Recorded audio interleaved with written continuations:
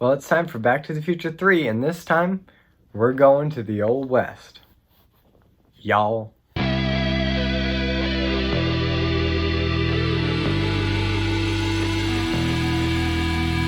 Back to the Future Part 3.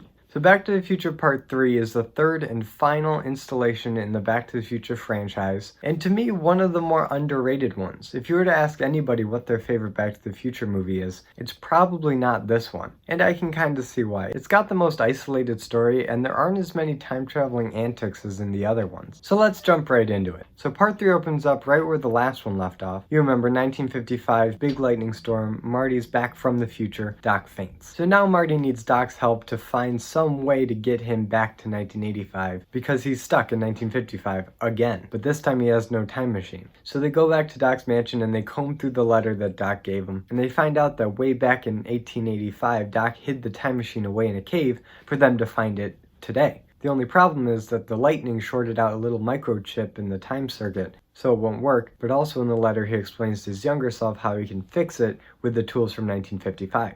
So they're ready to get it all fixed up, but then Marty stumbles across a tombstone by the cave that marks Doc's grave from 1885. And it's here that they learn that Doc was shot in the back and killed over a matter of $80 by Mad Dog Tannen. You remember Biff's ancestor that was briefly mentioned in Part 2? That's him, alright. And now the plan's changed from sending Marty home to now rescuing Doc so they both can get back to 1885. So they get the time machine fixed up off camera, and now we're taken to this old 50s drive-in movie theater that has plenty of space to get up to 88 miles an hour. But before Marty can go back there, he's got to get some 1885 Old West authentic clothing, and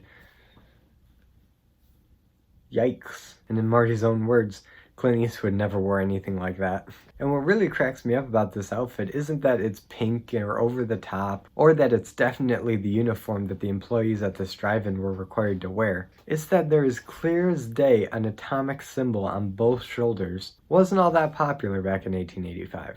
And you'd think that even 1955 Doc would know that. So Marty's blasted back to 1885. He runs into some Indians and a bear and takes an arrow to the gas line, which means yet again the DeLorean is busted. And Marty stumbles onto the 1885 McFly farm, where they for the third time recreate that iconic bedroom waking up scene from the first movie. Where Marty's waking up, he thinks it was all a dream, but then he realizes that who he assumed was his mother is not really his mother. We saw this play out in 1955 in the first movie, the alternate 1985 in the second movie, and now we do it in 1885 on the McFly farm. And it's fun to see this scene play out in a different time, as well as seeing a little bit of the family history of Marty McFly. But then things start picking up when he makes his way to Hill Valley, and we get also for the third time the swooping crane shot of Hill Valley. Again, with Marty standing there amazed and out of place. Now in my past videos I've mentioned how there are three main landmarks of Hill Valley that are always present in this crane shot.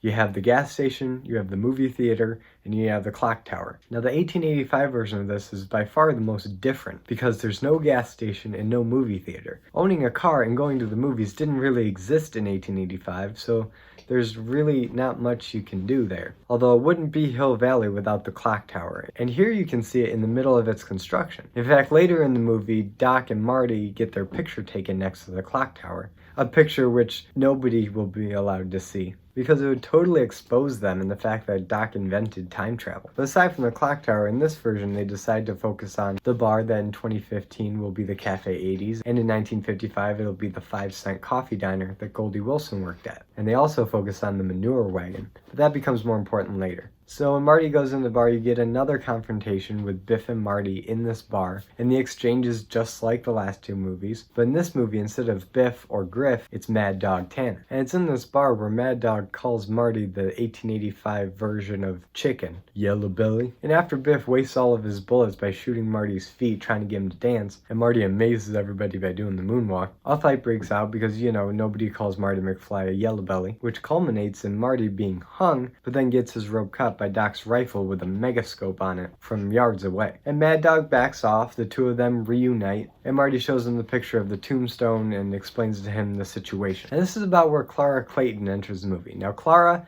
is the love interest of the Doc. Now, Doc has never had a wife or even a girlfriend or any kind of love interest for all we know, but on his tombstone, Clara is mentioned as the love of his life, and neither one of them really knows who she is, and Doc doesn't seem to have any interest. So they get right to work at trying to find a way to get the time machine up to 88 miles an hour without any gas or any future technology to depend on. And they hypothesized that if a runaway train had enough straight, level track and was hot enough on the inside, it could generate a speed up to 88 miles an hour. And the perfect spot to test this is on the unfinished bridge out at Clayton Ravine. Clayton Ravine, that name sounds familiar. That's right, when they were out surveying Clayton Ravine, a snake spooked her horses and she was about to go full speed into the ravine. But because Doc and Marty are there, they save her life, and in doing so, change history. And wouldn't you know it, Doc immediately falls in love with her. Which also works as a payoff for the line in part 2, where Doc says that after he dismantles the time machine, he's going to work on the second big mystery of the universe,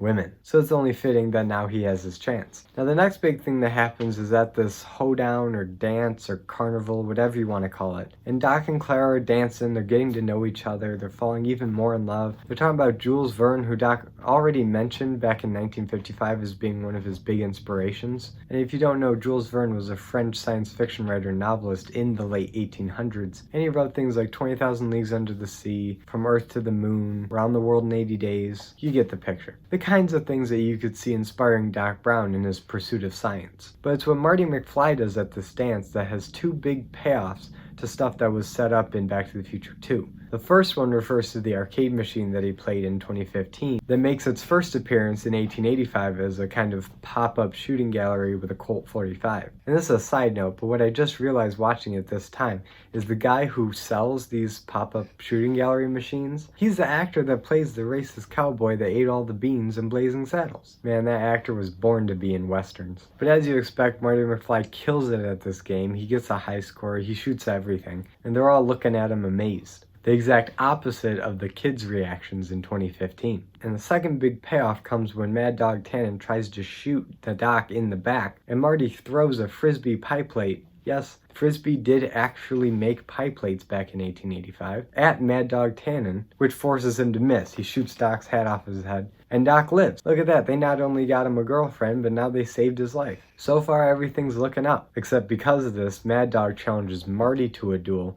which Mad Dog will most likely win, on the same day that they're supposed to steal the train and get back to the future. So let's skip ahead to that. It's the morning of the duel, everybody's expecting Marty to die. Oh, my apologies. They're all expecting Clint Eastwood to die. Naturally, Marty can't use his real name, so he's been calling himself Clint Eastwood this whole time. You know, like the lead in A Fistful of Dollars that they showed a clip of in part 2. Coincidence? No way.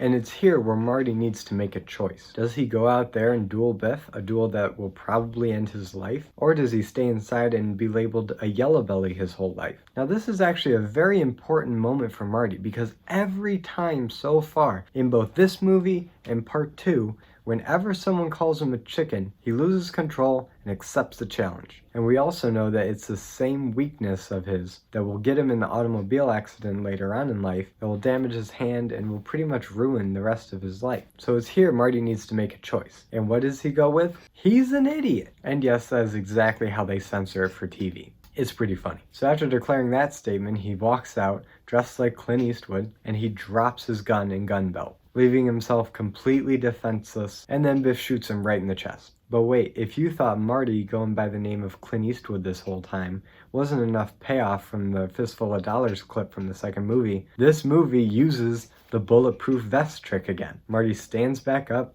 reveals the bulletproof vest, and then beats Mad Dog Tannen senseless with it. So yeah, the bulletproof vest pops up in all 3 Back to the Futures. The first one with Doc, the second one on Biff's TV, and the third one right here recreating that moment. It wouldn't be a final battle with Biff if his face wasn't covered in manure by the end. Classic. But now the clock's ticking. Enough playing around with Biff, we gotta get back to the future. The train's left the station, and we gotta get that sucker to push the DeLorean up to 88 miles an hour. And now what I'm gonna say next isn't so much about Back to the Future, but just about modern westerns in general. A lot of people think that to have a good western, you need a big climax on a train. You know, because railroads were a big deal back then. The remake of The Magnificent Seven, which is in my opinion one of the best westerns in recent memory, doesn't bother with railroads and trains and train robberies. There's more to a western than a big train. But then you got movies like The Lone Ranger and Legend of Zorro, which think that if they have this big climactic battle on a train, that it makes the movie good. And it really doesn't. Those two movies are pretty bad, and no amount of train explosions are gonna save it. That being said, the way that they use the train here in the third act is one of the most thrilling and heart-pounding sequences of any of the Back to the Future movies. And at times it even rivals the climax of the first movie. It's just a very well staged and paced action sequence, and the little touch of having the smoke go from green to yellow to red, and that matches the gauge on the DeLorean's dash, is a really good way to use color to tell the story. That as it goes from green to yellow to red, we're getting closer and closer to going back in time, and it's going faster, and the train itself is becoming less stable because of the heat and pressure, and Doc and Clara still aren't in the DeLorean. And this all culminates in Doc sacrificing his desire to go back to 1885 to save Clara with the hoverboard. So they both get off the train as Marty in the DeLorean is rocketed back to 1985, and the train itself plummets into what was known as Clayton Ravine and is now known as Eastwood Ravine in honor of Marty's apparent death. But now we're back in 1985, Marty's in the DeLorean, he's on the railroad tracks, the bridge is completed, he gets out of the car and wham! The car gets demolished by a train. The thing breaks apart like it was tinfoil. And that also takes care of Doc's desire to dismantle the thing because ain't nobody's putting that Humpty Dumpty back together. But Marty's gotta make sure Jennifer's okay, so he goes to Jennifer's house, wakes her up with a kiss, works in fairy tales, might as well work here. And then he goes back home, everything's okay at home, he grabs the car, picks Jennifer up, they're ready to go to the lake for the weekend, and here we finally get it. The scene we've all been waiting for, that we've heard a lot about,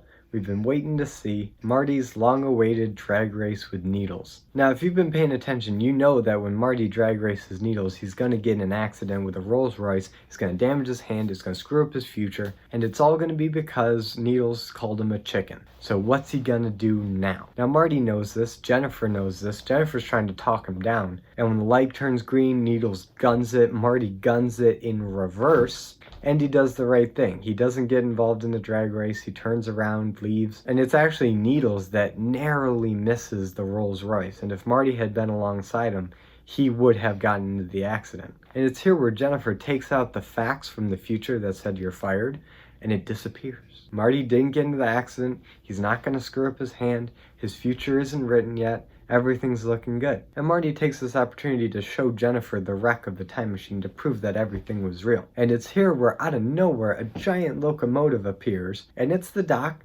and Clara and their two boys, Jules and Vern, subtle. And Doc has apparently turned this train into a time machine running off of steam. And this is where Doc leaves them and the audience with the optimistic words, "Your future isn't written yet, you can be whatever you make of it, so make it a good one." And after that, the train closes up, it lifts off the ground, and then in a recreation of the ending of the first movie, it flies straight at the camera at 88 miles an hour, going back in time, with the title cards, "The End," appearing on screen. And this really is the end. This is the end of the movies, the end of the franchise, the end of Robert Zemeckis and Bob Gale's vision, and I think it's a really good finale. Now technically this isn't really the finale, there was a very short-lived TV show, it was part live action, part animated, and it ran for a very limited time in the early 90s. There's not a whole lot of footage of it available, but it does continue the adventures of Doc, Marty, Clara, and the two boys, Jules and Vern, on wacky adventures in more remote time periods. And of course there was a Back to the Future ride that was made a few years later, and that also contains a separate narrative not from any of the movies. But as for the movies, it's really just these three, and I think it's one of the most perfect trilogies ever made. I mean, it's up there with the original Star Wars trilogy,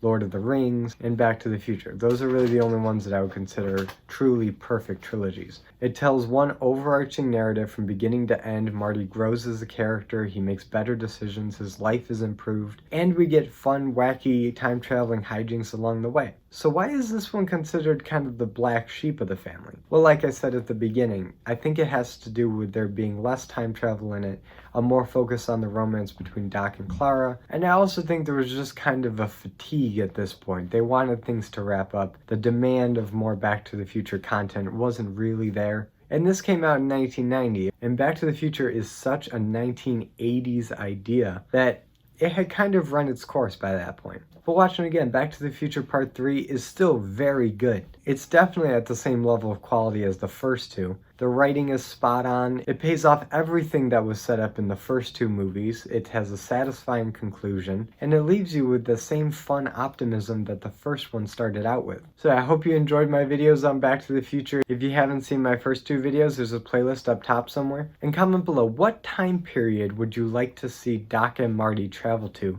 that they haven't done in the movies? I'm really curious to hear your responses. You've got all of time to think about. And if you like this video, be sure to give it a like and subscribe for more content, and hit the notification bell to be notified every time I upload a video. And as always, I'm Colby, this is my nerdy talk, and I'll see you in the next video.